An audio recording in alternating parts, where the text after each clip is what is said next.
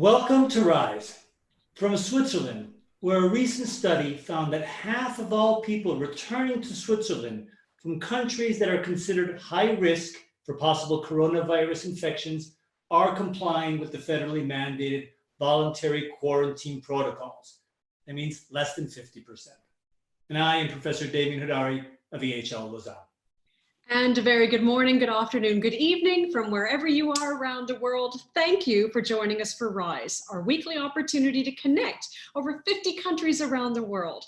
This is our 14th episode. This is the finale of season 1. And I say that with excitement, but also bittersweet.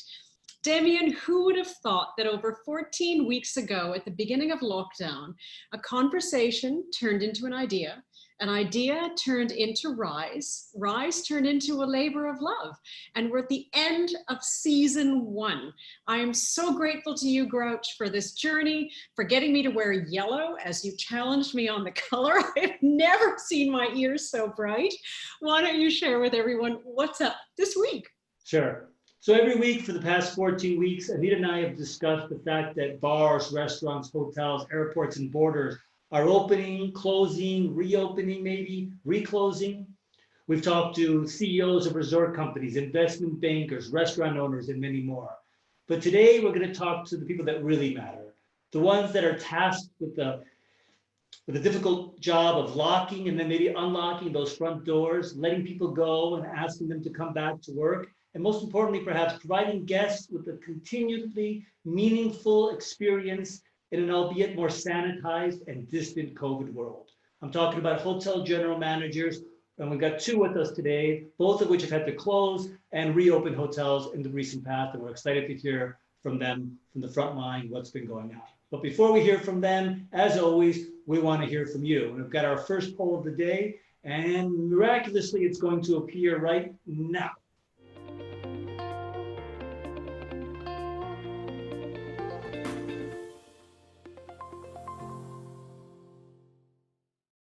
All right, Anita.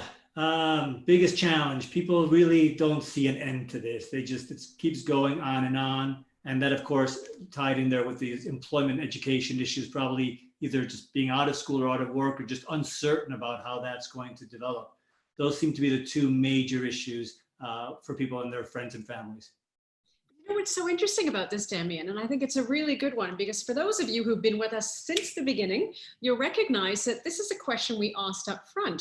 Look how far down no structure and monotonous days has gone. Only 3% of people. That's very interesting. And that's an indication that we've all gotten used to the now normal of being caught in the perpetual pause and living the hypothesis of COVID-19. Thank you again to everyone whose input on that poll. Excellent. So now we start looking at where in the world are we? Ultimately, what's happening in the world around us? And this is our weekly chance to get a sense of what in the world is going on. This has been a very important week because, as I'm sure many of you have heard, 1 million new cases came up last week around the world as the world is moving into 2nd and 3rd waves, sadly, of COVID-19. However, the race is on. There are currently 23 different vaccines currently in trial. That's enormous. And one of them, Moderna, is coming up in the lead.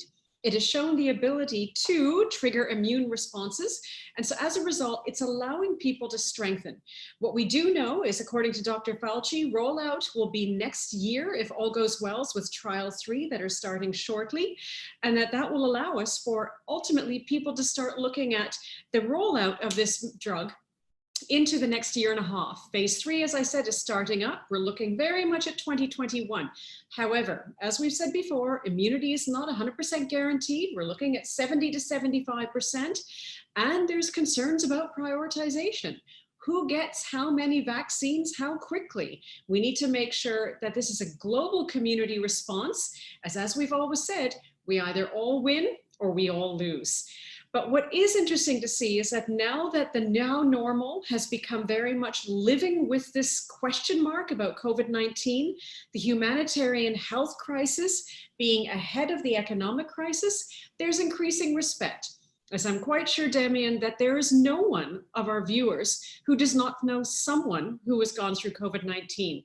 Increasing restrictions being restored, if there's any concern that easing has actually caused a spread. Masks are now the next normal, and here in the UK, as of end of this week, everyone going into a retail outlet must wear a mask, which is right. And we also know it's not just about COVID-19, it's the after effects. We're learning that the after effects can be as shocking, if not more, as the actual time that people are ill. We are still living the great case study that one day your grandchildren, Demian, will read about. And we move to the next slide. And this is really looking at, and I brought this in as an unusual one because we talk about the now normal, we talk about the challenges, and we've all gone into different ways of spending our money. One thing I thought was interesting about this was looking at global economy from the trade perspective. It's not just products being manufactured around the world and the ability for manufacturing to restart.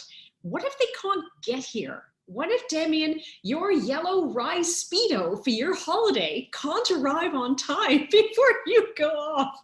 The issue is supply chains and the damage that it's have in terms of being able to get products around the world.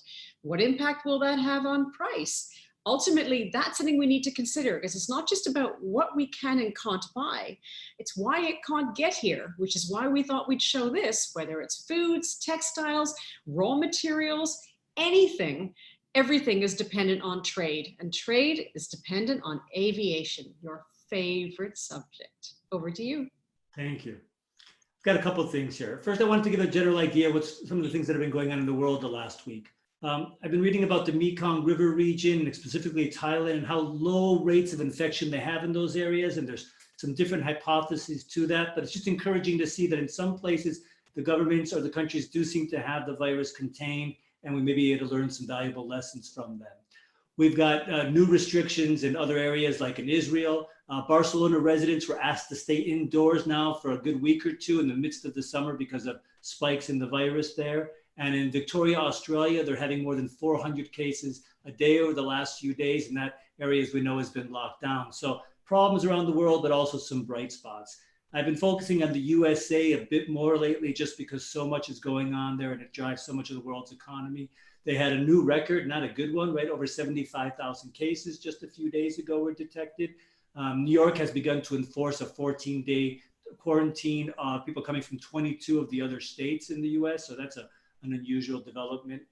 There's a no food, no booze policy in New York now, meaning bars are having a tough time staying open unless 50% of the bill per customer is coming from food. So bars are not very happy about that.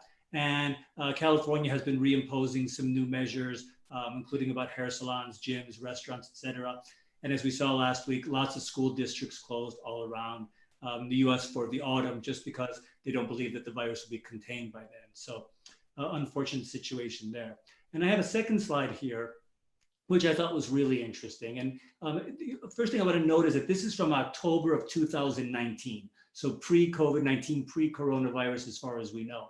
And it was a study done with the Economist, Johns Hopkins University, and the NTI. And they did a little analysis over six criteria, and evaluated which countries would be best prepared and positioned to face a pandemic. And if you notice here, the top two, USA and the UK, have not really been role models as far as most people think in terms of handling this pandemic. And so I'm bringing this up for a couple of points. One is experts get it wrong, right? It doesn't matter what it is. No one really understands the future as much as we pretend that we do. So be very suspicious about forecasting, oh, the economy is going to rebound this date, or the industry will recover in the third quarter of 2022 or whatnot. People are making their best, educated guesses, but even experts that are looking at specific things like governments and countries' ability to handle a pandemic, they get it wrong as well. Normally in times of very high uncertainty like now, we don't even try to make forecasts because we know it's futile. We might do some more scenario planning. Haven't seen a lot of that. That could be internal to some companies, but most firms that I've been in touch with are just now starting to say, we need to start doing some more scenario planning because the forecasts are just meaningless. And third point, here we have this ranking of countries, but much of this was dependent on the fact that people, governments, leaders would get things done. And I don't want to get too political, but I'll leave it with you to understand why maybe these forecasts were wrong. Back to you, Anita. That's such a great chart that you've shown, Demian, and I think it's really important because from the beginning of Rise, we said we wanted to create a platform to separate the news from the noise. And that means asking the right questions. Anyone who is a futurist at this point in time needs to really relook their business cards, because ultimately, how do we predict when we're still trying to figure out what the questions are, much less answer the question itself? But you raise an also good point as well, and we've been saying, when people hear information, is it intelligence or is it opinion? What is the ultimate deciding line? The source. Always question the source, not just the information. So I'm really glad you brought that up, because it takes a very mature, honest leader to admit we don't know, but we still need to figure out what we're trying to deal with. What does that mean for our industry? And knowing, Demian, this is the last slides I'm going to present for season 1. I wanted to make sure they meant something to you. So I'm focusing on aviation. And what I wanted to show was ultimately how we have seen aviation, whether it's the dark blue line, total passengers, the orange domestic or international being the light blue line. What have we seen in terms of aviation, which is the primary artery of the global economy, whether it's tourism or it's trade? This I found quite jarring from the point of view of you can see how dramatically, despite all of these crises, the COVID-19 pandemic plummeted the world in terms of aviation. Because ultimately this invisible agnostic disease, with it being completely irrelevant in terms of politics, cultures, ages, and now we know seasons, because even the Southern Hemisphere that's going into winter is finding surges.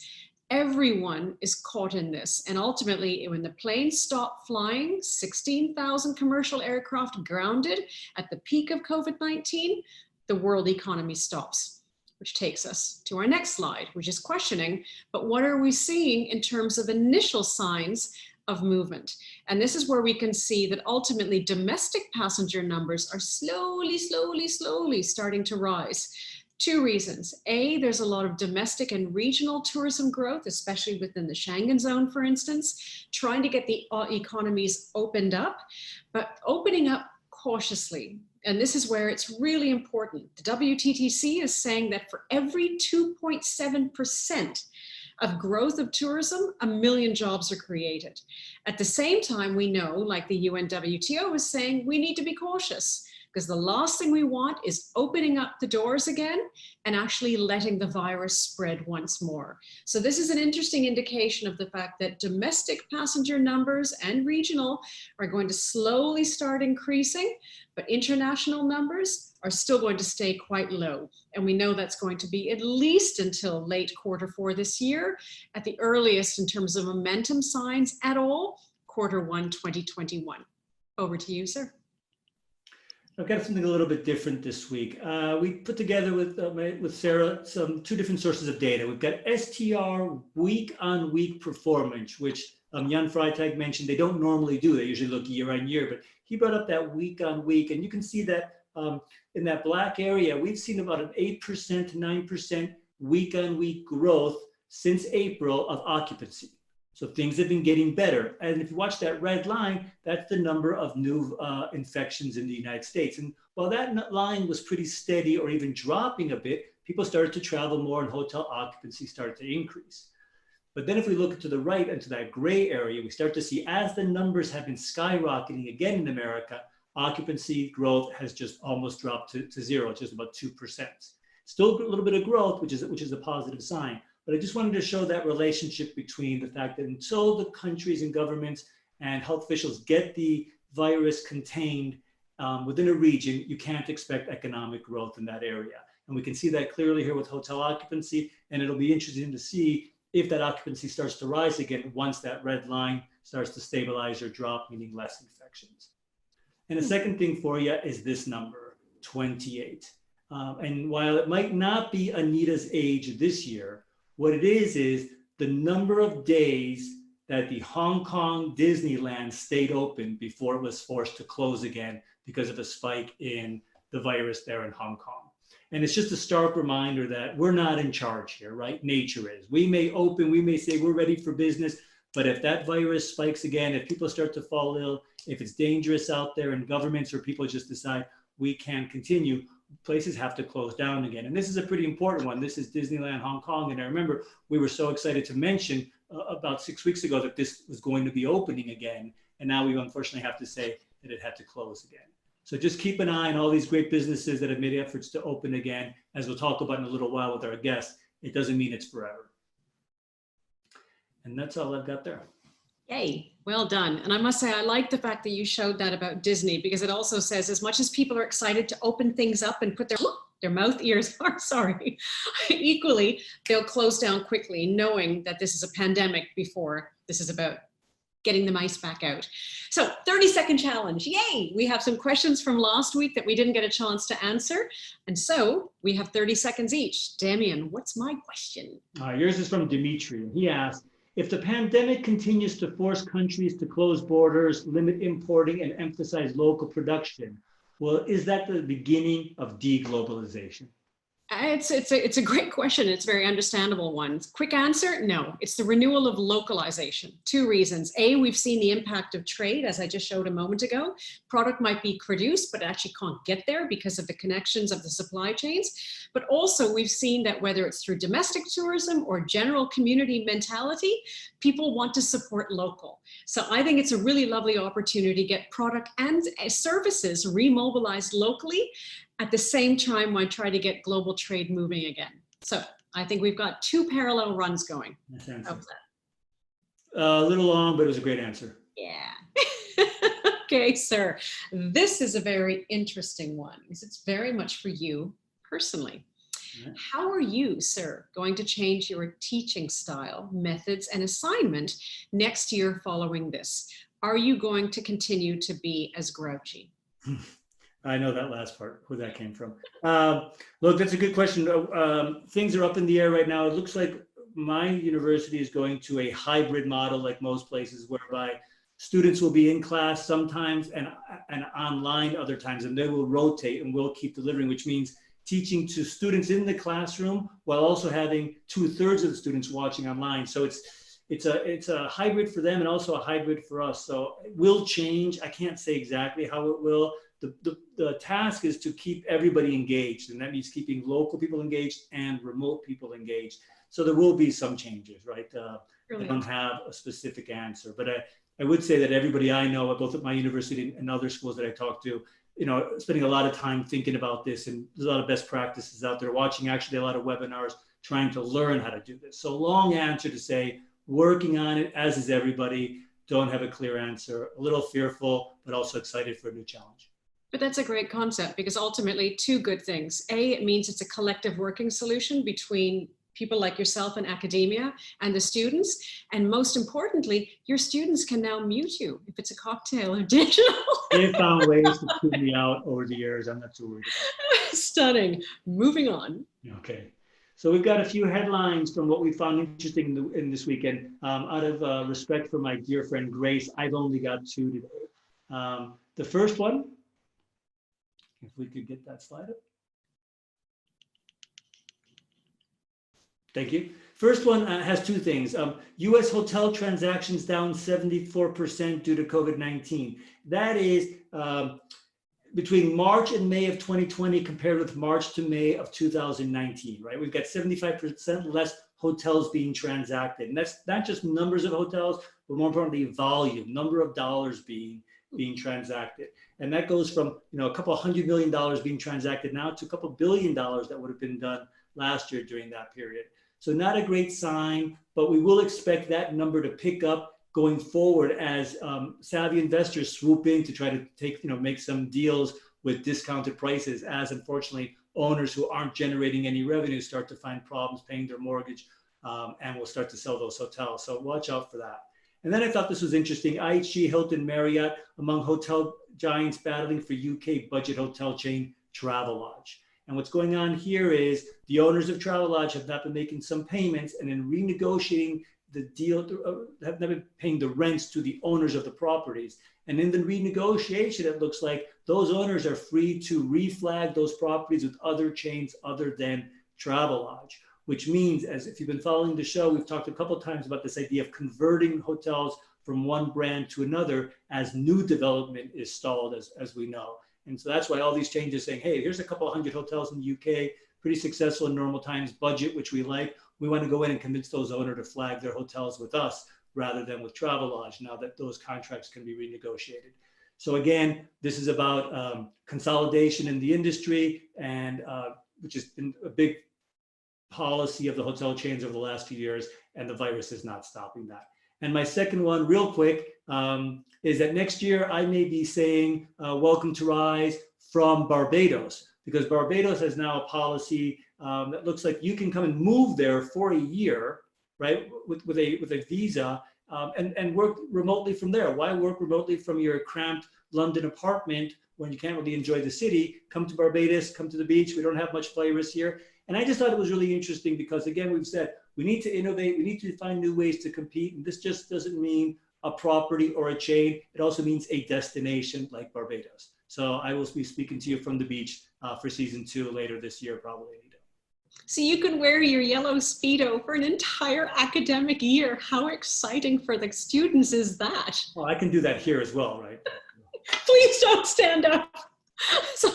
So on that positive note, I wanted to leave everyone with a feeling of, okay, last episode for the season, there's good news out there.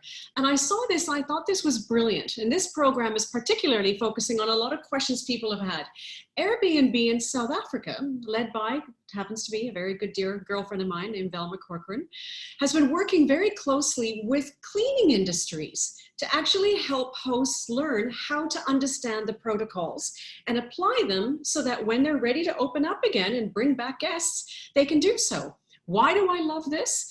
One primary reason. It's not just about cleaning the house for the guests. The hosts also benefit. By implication, their families will be stronger and healthier because of these protocols. I thought that was great. And this is especially for you, Demian. My next one, it's very much focusing on the fact that it's all about getting the good news, not just the bad news. So I loved this. Elmo, Sesame Street with Lego internationally have created Elmo's World News. I did want to put the program on, but it was 25 minutes. It runs in 13 languages around the world, and it enables kids to keep informed, keep inspired. Are you writing this down? Absolutely, you should. This is for your holiday. Keep them hopeful. And it helps parents, as we saw with CNN running the town hall with Sesame Street about the ABCs of COVID-19, it helps parents help kids get through this, because it's the parents that are going through all the big emotions, as Sesame Street calls it, helping them be able to articulate to the kids in whatever language it is why they need to change things this time. Why can I see you on a video screen, but if I see you, Demian, in a restaurant, you'll have a mask on covering your presuming smile, and I can't hug you. So this was, I thought, was really, really special. But most importantly, as my video for this week, on the theme of Sesame Street, I found this, and this Grouch is especially for you. Oh, you look so excited. Oscar the Grouch here to tell you to stay home. I don't want to see your smiling face. I don't want to smell your pretty perfume. I don't want to be anywhere near you. Hey, this social distancing thing is kind of a Grouch's dream. Anyway, for everyone's sake, just stay home, will ya? Oh, yeah. And while you're at it, have a rotten day. I love it. I had to say that was just for you. Compliments of Sesame Street with love from Rise. I'm almost brought to tears by my good friend, and you know, he's a cousin of mine, so it's nice to see him speaking to everybody out there. All right, and talking about speaking, let's hear more from our audience with poll number 2, which will help us start the conversation with our executives and residents that will be with us just in a moment. So let's get that question up, please.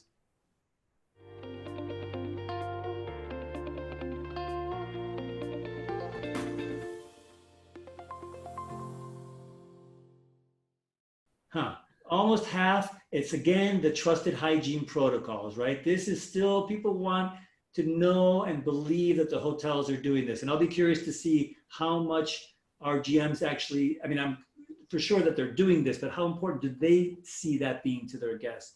And in second and third place, other customers respect for the protocols, and still they want that vibe, right? They want it to be safe, but they still want some atmosphere where they're going. How amazing that no one commented on price. No. It's actually not about price competitiveness anymore. Really interesting. And thank you to everyone for sharing. So we now go to our guests this week. And exactly, Demian, as you said, this has been a subject matter that's been really important to a lot of people. So we bring it to you for the finale of the season. And we are thrilled to have with us, we've got Monique Dekker, Area Vice President of Austria, Italy, Hungary of Park Hyatt Vienna. Thank you, Monique, for joining us. And it's brilliant to have your beautiful global brand and your great smile with us on Rise. And we have from the International Red Carnation Hotel Collection, a boutique hotel collection, Malcolm Hendry, the GM of Hotel 41, Rubens at the Palace, and the Bee Bar, so covering 2 5-star properties and a restaurant bar here in central London. Welcome, Mr. Hendry, and thank you for joining us on Rise. And just so we're clear, Malcolm, you also have a beautiful smile. So I just wanted to make sure that was clear. Hey, let me ask you both real quick. Our audience seems to say the most important for them is they want to trust that you are following enhanced hygiene protocols. Do you sense that from your guests, that that's the most important thing to them right now? Monique, let me ask you first. Yes, we do actually. We see this very much, that the guests would want to see an increased protocol. And for us, cleaning used to be something that was done in the background, so to speak. It was not something that was visible all the time. And we see now that the guests actually want to see somebody clean the areas, disinfect the area. So it's definitely at the forefront. And most of the Hyatt hotels have hygiene managers now. Those that are open, that is a dedicated position that we never had before. Okay, and was that someone from housekeeping that you've trained to be in charge of that aspect, or is that a new type of person? It's a new type of person. It's good to have somebody who's not from housekeeping, because it opens other questions that might be, something that a housekeeper may not see anymore, or is used to hygiene. So here, for example, it's our banquet manager who's in charge. Okay, good. And Malcolm, also for you, is a guest specifically saying, tell me what you're doing that's different, show me the cleaning, or is it you just a sense that they care? They certainly care. I'm talking to a lot of guests, and there's a lot of my guests, they're just taking it for granted. They're taking a lot of it that we will be as exceptionally covered as we should be. They take for granted they're coming to a 5-star hotel, and everything is going to be clean, everything is going to be safe. Yes, a bit like Monique sort of alluded to there, they want to be able to talk about it a little bit more. So maybe there's somewhere there's a hidden sense of just needed to hear something that does actually affirm to them, yeah, we've got it covered. I'm a bit sort of surprised, like Anita said, it's about the only survey I've seen in hotels that price doesn't matter. It really is changing days that we can talk about coming and staying in a hotel and the price doesn't matter. So saying we've got a lot of people taking it for granted. I thought maybe safe sense of vibe might be a little bit higher, and possibility of confident facilities are open as well. We're seeing it might just be the first wave of guests having reopened in London on the 4th of July, but we're certainly seeing a lot of people really keen to come and stay in our hotels and just see everything open, just as normal as can be, if that answers the question. I'm curious, because building on Monique and Malcolm, what you just said, to your point, there's a visibility of application of protocols that's required, which changes your schedules of cleaning, which changes the experience itself as well. That this must be really interesting with incredibly, presumably low occupancy rates. You're still having to add on additional investment in, as you said, Monique, new people, etc. For each of you, how have you had to invest in actually enabling those protocols to come to life in a way that ultimately maintains the experience but doesn't sterilize it to the point of everything smelling like bleach? No, can you go first? Sure. So yeah, you're right. On the face of things, it stands to reason if you're cleaning more, if you're being more overt in how often you're cleaning, where you're cleaning, and cover greater areas, then you think it'd be a lot more investment. But I think coming back into the unfortunate nature of a reopened hotel right now, and speaking selfishly in London, is the occupancy is certainly nowhere near where it actually is. You have a certain base number of staff and managers you need to run your hotel. And putting the practical reality is, if you look at the luggage porter that maybe 6 months before would be a lot busier doing luggage, that luggage porter has a little bit more time not doing luggage, so can do a little bit more cleaning of certain key areas. And then you get into a little bit like Monique just said there as well, whereas perhaps in previous times we might have hidden that little bit of cleaning behind the scenes, and the porter, yeah, doing a little bit of that, not so seen so much. It's actually great to show guests now that luggage porter with his disinfectant spray out, with him cleaning this, whatever it is, they quite like to see that. And that goes then hand in hand, maybe reassuring that initial fear of the environment not being as clean and safe as it could be. It helps promote that as the otherwise. Okay. And taking Anita's question and just focusing on, how do you still give a personal, warm, friendly, unique, if you want, Hyatt service from behind a mask, from a distance, with less people in the lobby, with cleaning going on? Can you do that? Yes, you can. I think what's most important also is, as an operator, is the extra costs that you are, dealing with at the moment. We make decisions on how to open or close a hotel depending on is it better to keep the hotel closed because you generate less loss, or is it better to open and you generate some cash flow and less loss? So that's the first question. Then you need to, on top, add additional cost for hygiene measures, extra staff, etc., which then needs to work into, okay, how many colleagues are you having on site to serve the guest on top of everything else? So you can definitely give the guests a warm and friendly. And what we've seen here is that in Austria, for example, the guests, right from absolutely day one after we open the doors, are expecting service and experiences as they were before. So as the survey showed, they want the services and experiences as they were before. They are not willing to, when they pay the amount that they're paying for the room, and they're not able to pay less, or willing to pay less, than to give these services. So you can smile with your eyes. The person still sees that you're smiling with your face as well. You can, through body language, etc., you could still do a lot. The tone of voice.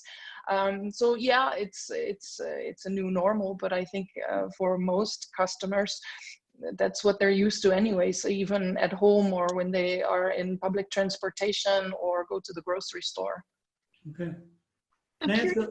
Sorry, go ahead. I was just going to ask a real quick follow-up. I just want to know, is this part of the training now that you're both doing with staff, which is saying how to express themselves from behind a mask, with voice, with eyes, and how to give that service? Is that an actual training piece that you're doing, or is it more just assume that people will know how to make this change? No, besides the hygiene protocols, the new hygiene protocols that they need to learn. And here in Austria, and I don't know how this is where you are, Malcolm, but we have colleagues on Kurzarbeit, so on short-term working. So they only work a certain percentage of the amount of time that they usually work. So as they rotate in and out of the hotel and go away or go on leave again for 2-3 weeks, once they come back, you have to retrain them again, because something might have changed in the government rules. Maybe masks weren't necessary before and are necessary again now. And then we do training on how to behave in the situation, what to say when the guest says, "Why are you still wearing a mask?" or "I can't see your smile," or something. So verbatim, as well as just the regular training that we do with our colleagues anyways. So. And just if I come in and say as well, it's been ever since closing the hotel, between then and reopening, one of the biggest thing that we've had to factor in and handle, similar to what Monique said, is the changing messages, the changing instruction, the advice, the guidelines. It almost at one stage in the lockdown felt that every day something would change.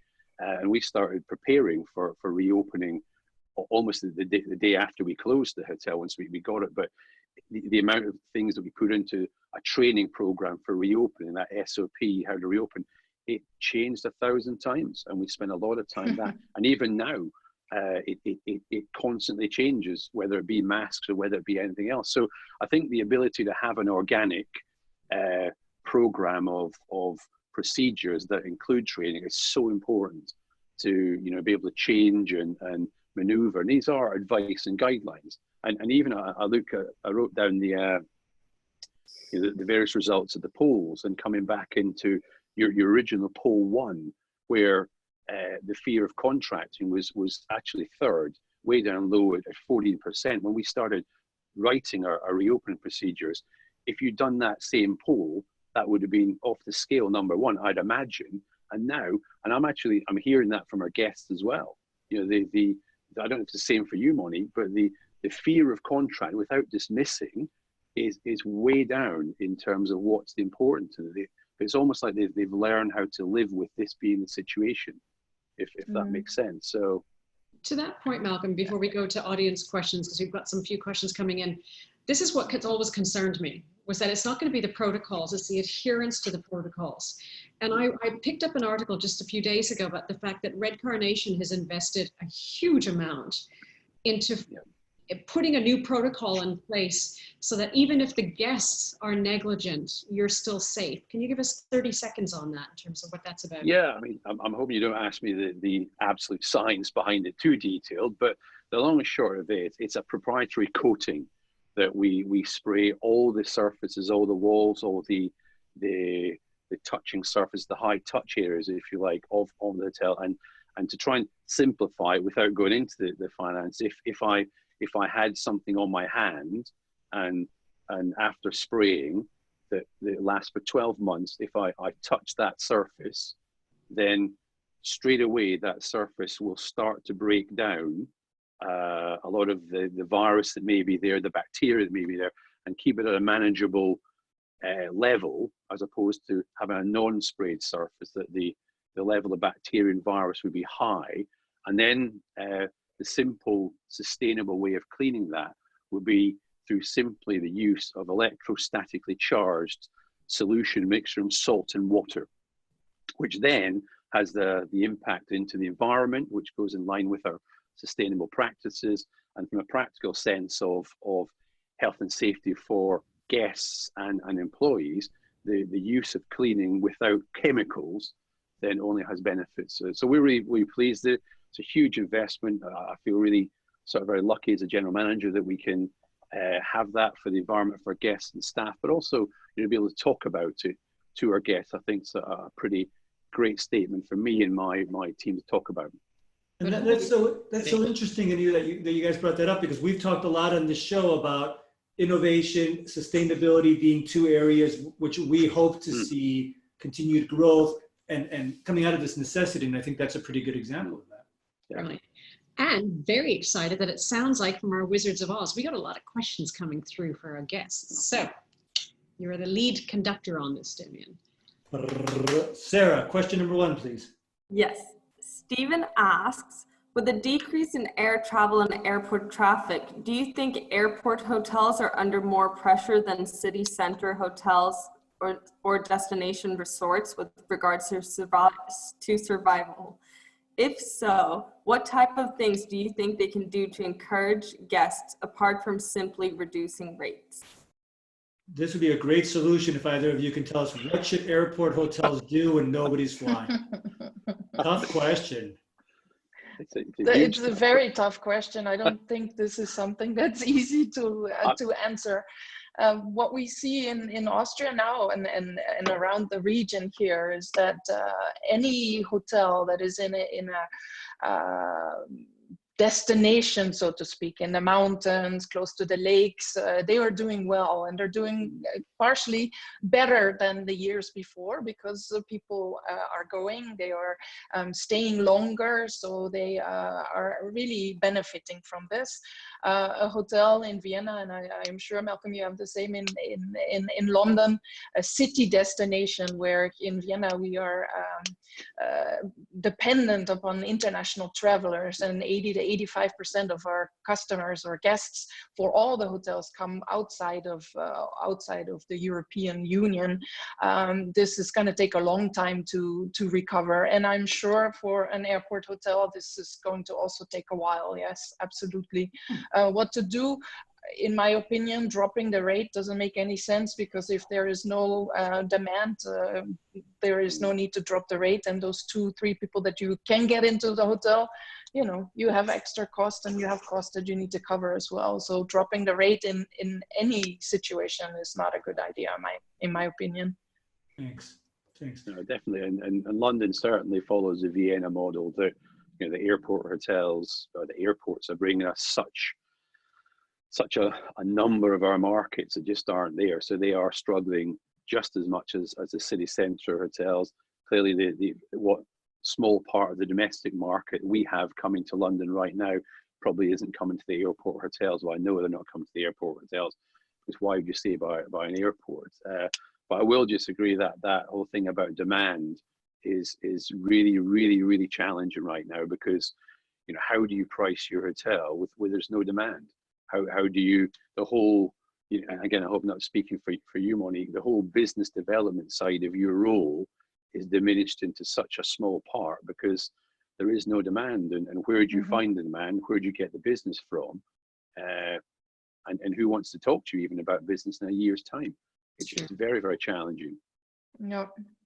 You're in charge of B-Bar. I don't know B-Bar, but what we have here as well is the focus more and more is on attracting the local guests and customers to come into our F&B outlets, because that's where at the moment we can make the money. So yeah, we are changing our thought process from yielding and managing which market segments we are attracting to how do I get the locals into my restaurant to generate cash flow and make sure that because if this is going to take a while, which we all think it will, we cannot just sit back and wait for the customers to come in. We need to start thinking about other concepts, other ways of protecting our bottom line.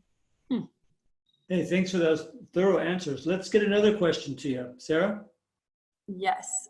Dennis asks, how did Malcolm keep staff morale up during the lockdown and now as occupancy levels are still so low? Were you able to, Malcolm? Yeah, well, I hope so. They all tell me they were excited. But no, it's a great question. It's such important because, you know, I certainly worked all the way through the lockdown. I was in the hotel every 2-3 days, doing a little bit from home and a lot in the hotel. So I had enough to get going on. But the majority, if not 97% of my team were at home with not. So I found communication was just the key. It's probably stating the obvious, but lots of communication, not too much, but be careful, you know, how much, you know, you communicate the negative without being realistic about how things are with everyone.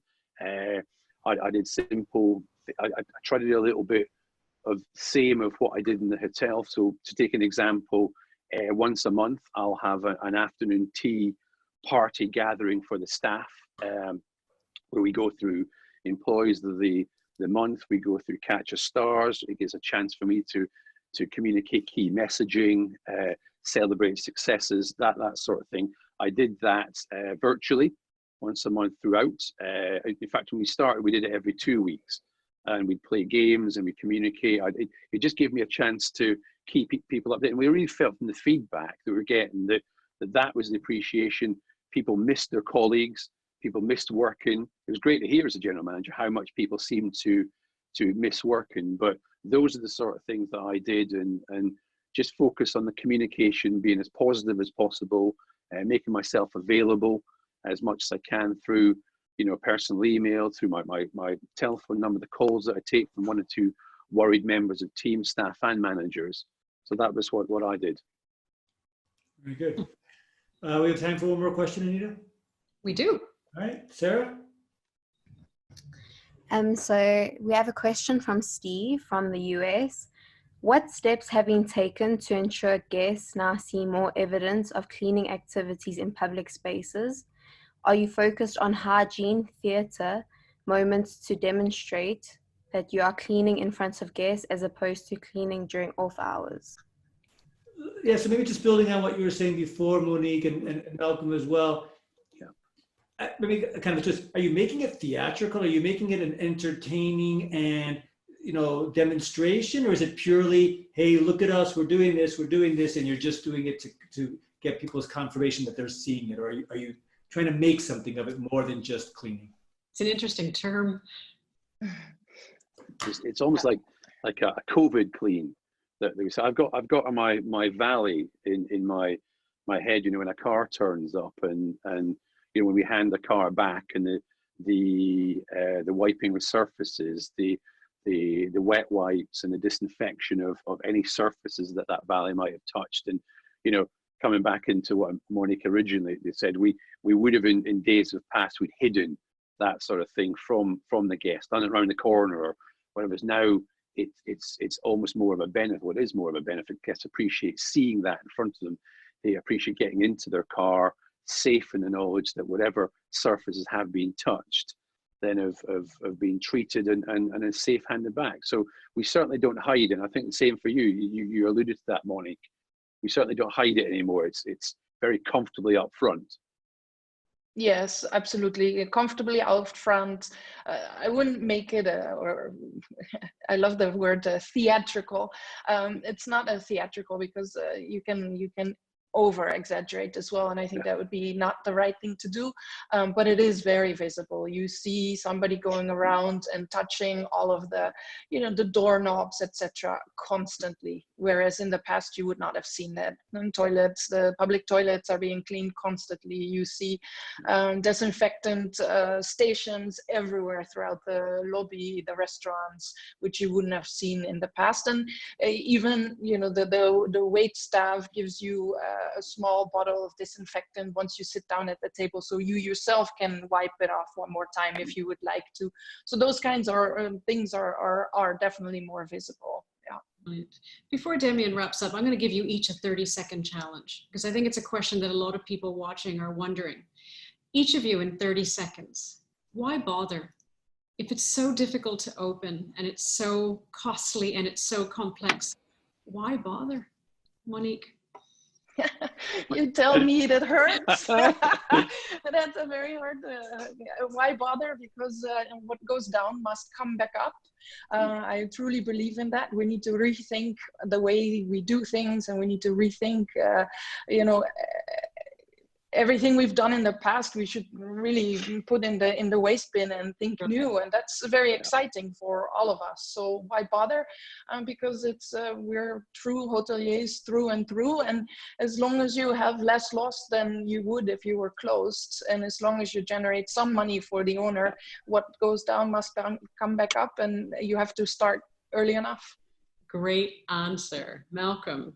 Yeah, that's so important. Monique said that whole, as long as you can make less loss than you had before, then that's the key to whether you open it or stay shut. And thankfully, both our properties are. But you know, I'm a hotel romantic. It's what we do. It's what we love to do. It's what we miss. It's what we're born to do.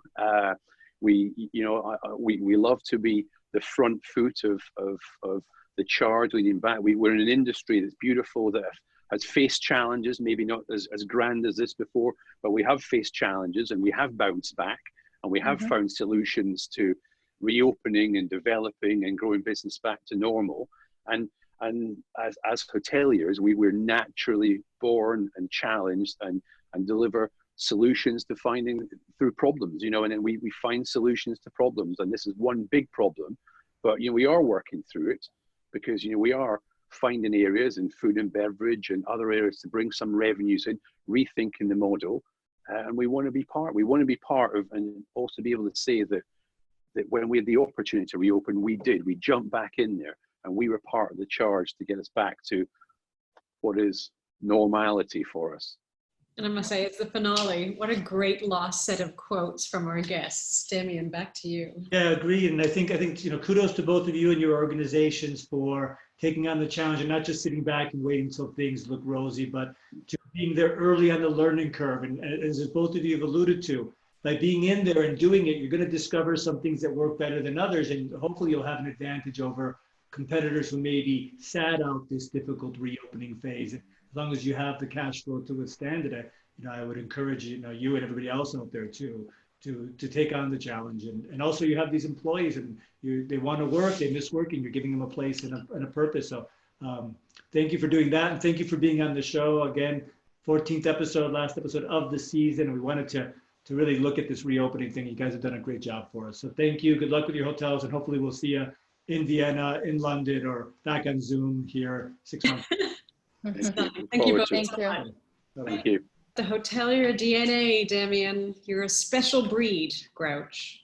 Most GMs are not grouches. I think people always ask me, why did I stop being a GM? And I think you know the answer. I was just too grouchy. It was just not my thing. It was not my thing. But I always have great respect for people that can do it and do it well and keep employees motivated and guests happy and owners happy. It's a tough balancing act, but it's a great one. It's great. Okay. So we close off, sir. 14 weeks in, we close season 1. You are ready for your holiday. Your Speedo awaits. What are you concerned about still? I guess I'm concerned. There's 2 things, and this may be selfish. The first one is, this is the end of season 1 of Rise. We're committed to doing a season 2. We're going to be back at the end of August. We'll talk about that in a minute, and we'll go all through the fall and winter with Rise. So I guess my concern is, will people come back? Will they, when we disappear for 4 or 5 weeks, will they reappear and watch season 2? So I guess there's a little bit of concern there. And I guess my second concern is, I just hope no one actually thinks that I would ever wear a Speedo, baby. So just making sure that people know that it's not true.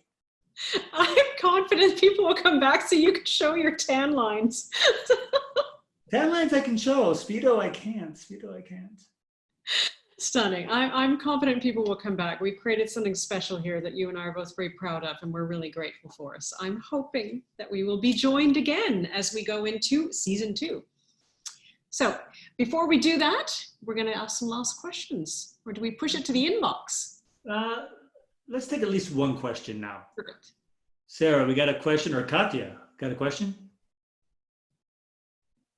Yes. So do you see having more casual employment contracts as the way forward for hotel businesses in post-pandemic era, knowing that labor costs being a prime fixed cost in hotel operations? And that is from Daniel, sorry. Yeah, it's all going to depend on countries and unions and what governments allow. But I think hotels, looking to become more efficient in the future, I think this is going to be a major point for them to say, we cannot go to full-time, indeterminate contracts. We need to have more of this ability to be flexible with labor. And, that's going to cause a whole nother set of problems for people in those situations who can't count on a steady paycheck. But I think you will see a push for that in some regions. Indeed, which feeds to why we always say it's the next normal, and then the next, and then the next, rather than a new normal, generically. All right, let's move on. We'll take some more questions later in the inbox after the official show ends. It's time for a COVID-19 story, our last COVID-19 story of the season. Please. Of the season, but please, everyone, keep sharing your stories over the next few weeks while we're on a little bit of a break. And this week, we have a lovely story that's coming to us with great pride from Nagisa. Hi everyone, my name is Nagisa. I'm Swiss Japanese and I'm finishing up my 3rd year at UHL. I'm currently doing my 2nd internship at Expedia London, and due to COVID-19, I had to come back to Switzerland and work from home here. So I work as a market associate, and as a market associate during this time, we've been trying to consult hoteliers to see what their strategies are for the future, and also try to understand their struggles and see what we can do to help. It's definitely been challenging to contact partners as a lot of hotels have been closed because of COVID, and it's been a crazy time with cancellations and just trying to make partners understand and focus on the future more than the present. So yeah, this internship has definitely been a challenging, more challenging than I intended, but it's been very, very interesting and a very good learning experience. So interesting to see people, how they approach this, and people have had different challenges and different solutions to it, but I mean, maybe it's a little biased, but we haven't seen one story yet that I haven't found uplifting in some way. Indeed. All right. So I guess that's bringing us. That's you. Yeah, so on August 24th, we're going to launch our season preview for season 2. And we've got something a little special there planned for you where we'll show you some ideas of what we've got for season 2. Some things we're going to keep, some things we're going to change, refresh a bit, but always sticking to our main point, which is to separate that news from the noise, bring industry's leading experts here to speak with our guests, and also to speak with you, the audience, and see how you're doing and work through this challenge. Because as one thing should be clear after 14 weeks of the show and 100 and some days of this crisis, this is not going away anytime soon. Nor is the virus, nor is the crisis, and nor is Rise. So tune in on the 24th when we're going to launch our season 2 preview, and then we'll be back a week or two later with the start of season 2. And so.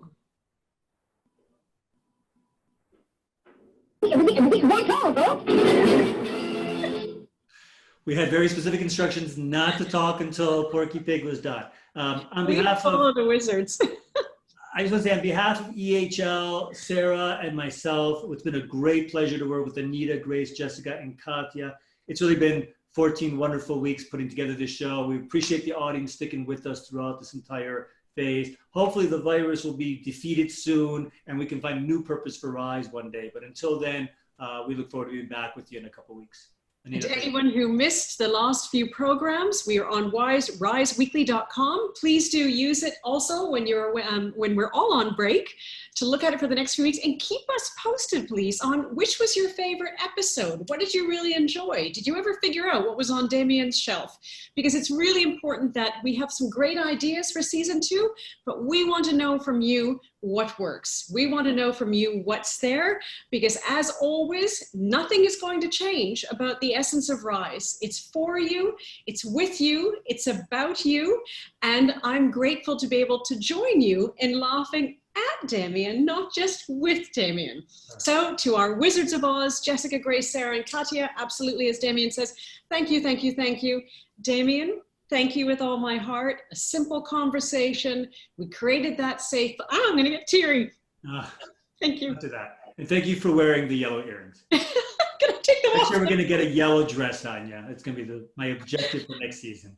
Okay, everyone, you know the drill. Stay home, stay safe, stay hopeful, keep your hands clean, and we will see you on August the 24th. For those who need to sign off, God bless, travel safely. And for those who want to join us for the inbox, please hang on. We'll see you in a couple of minutes. Take care, everyone. Much love.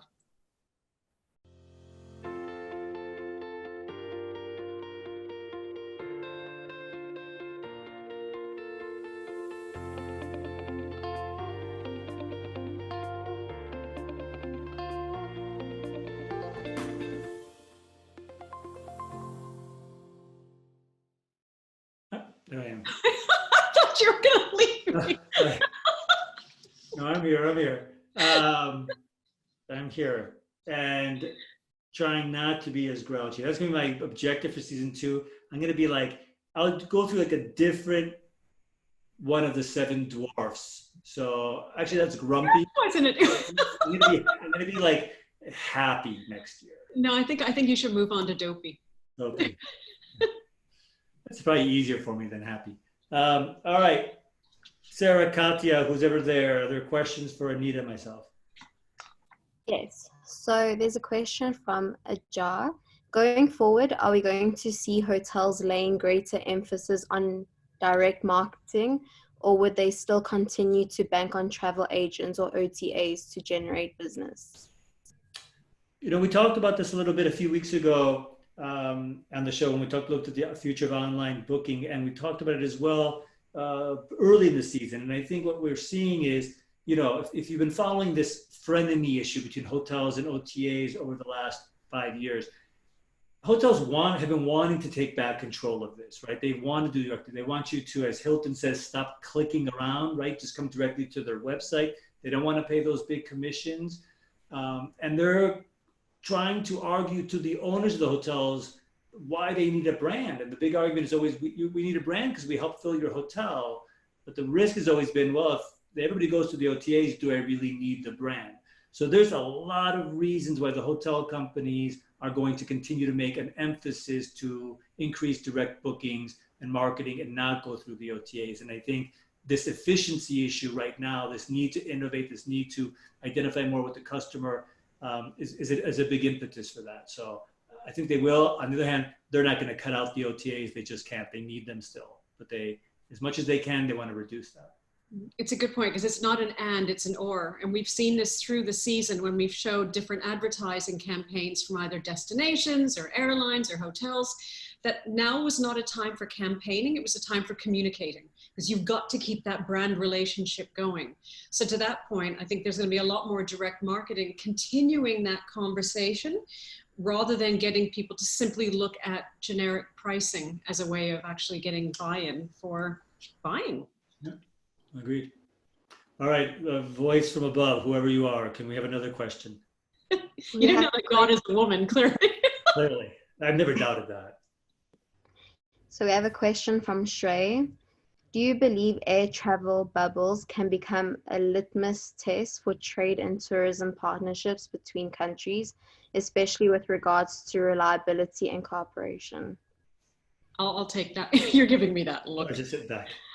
I'll take that one. And it's an important question, increasingly so, because the bubbles were created, i.e. Australia, New Zealand, and then the bubbles were burst. Because ultimately, again, what's happening with COVID-19, people are still figuring out what it is and how it transfers. So the fact that, as you said earlier, Demian, Victoria having to shut its border. So the bubble concept is there as part of the cautious testing, but ultimately it's pandemic before travel and trade.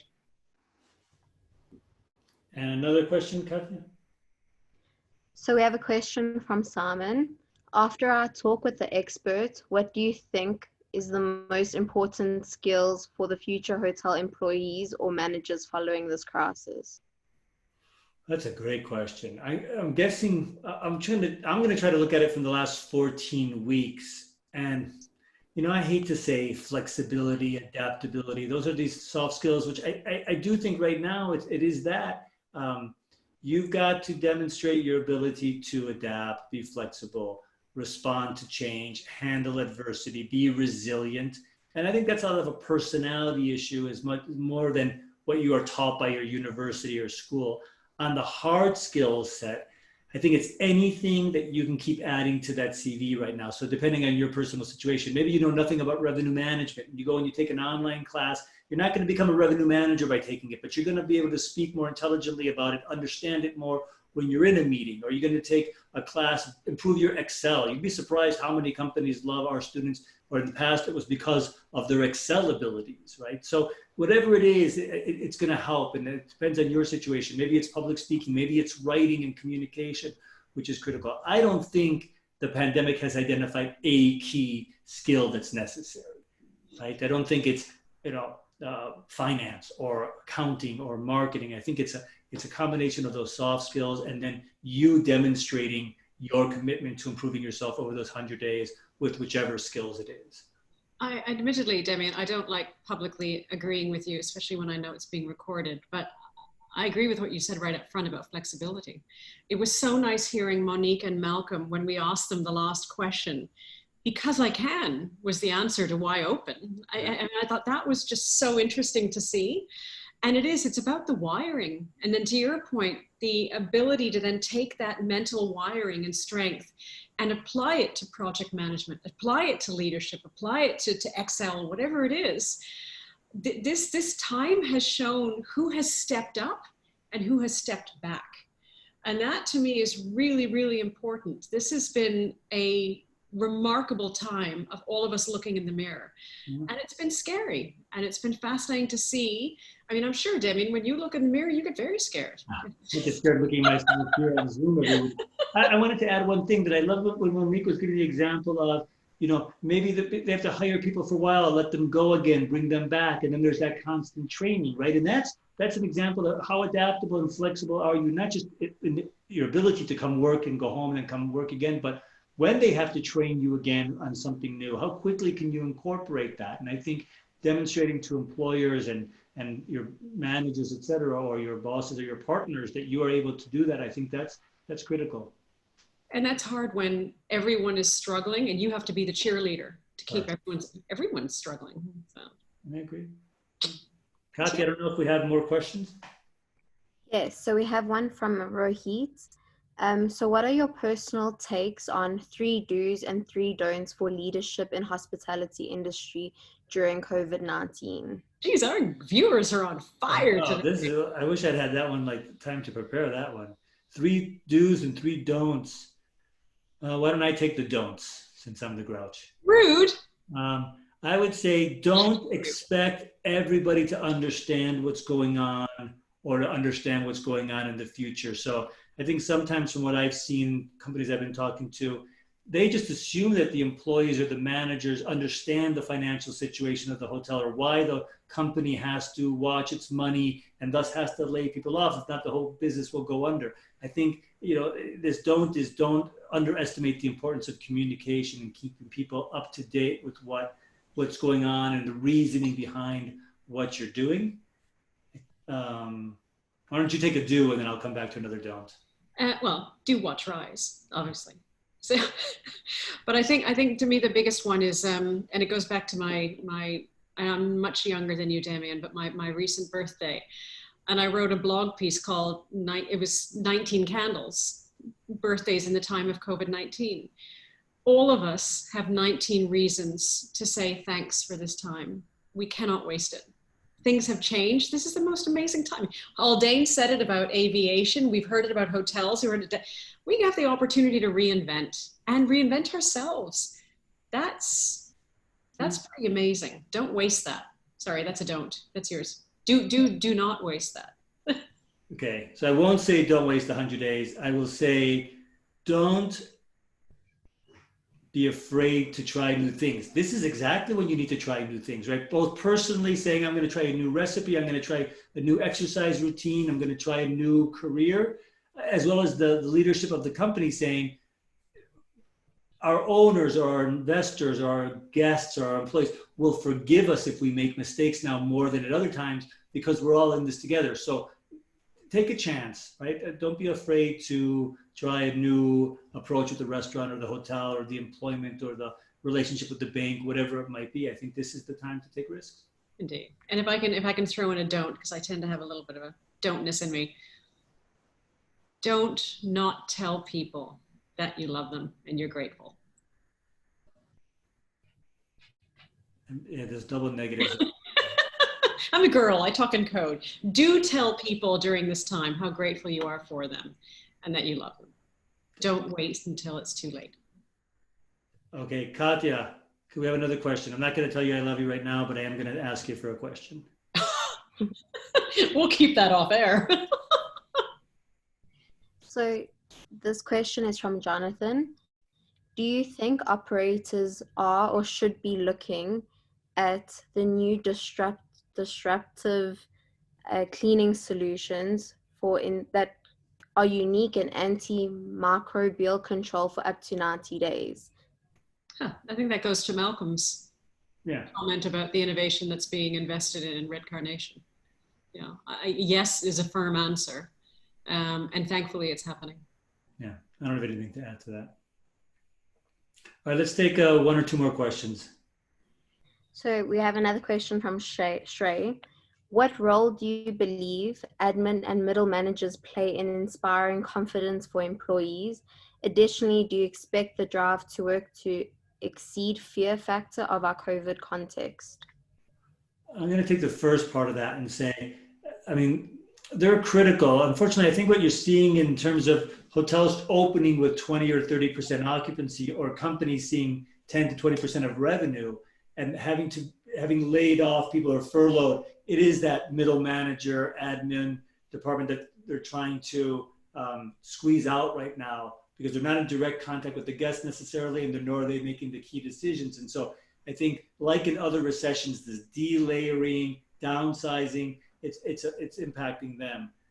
But if not, I think they'd be critical, just because they are that bridge and they're translating the message from above sometimes and feeding up to the higher management, the guest experience and the employee experience with guests. And I'm talking hotel specific, but it would extend to other ones.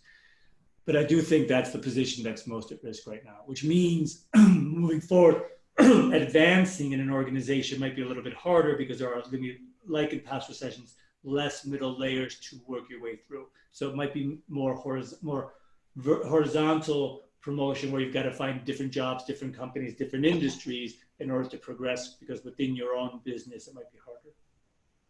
And I must say, I think I agree with you 1,000%, Demian. And it actually goes to both of those questions of the two parts, that ultimately it's one of the most critical roles, because exactly as Malcolm said, this virus and this crisis has displaced people.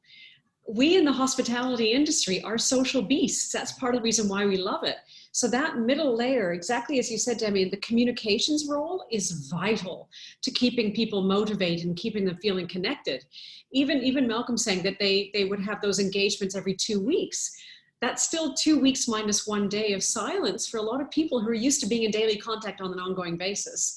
So that middle layer is absolutely vital to keeping just a sense of cohesion, to bring people back in a stronger sense of spirit. So it's an interesting time. And I just found out from our Wizard of Oz, a thank you to Jonathan Worsley. That question about cleaning and protocols was from one of our former guests. It's nice to know that they watch and are engaged with the show. So thank you, Jonathan.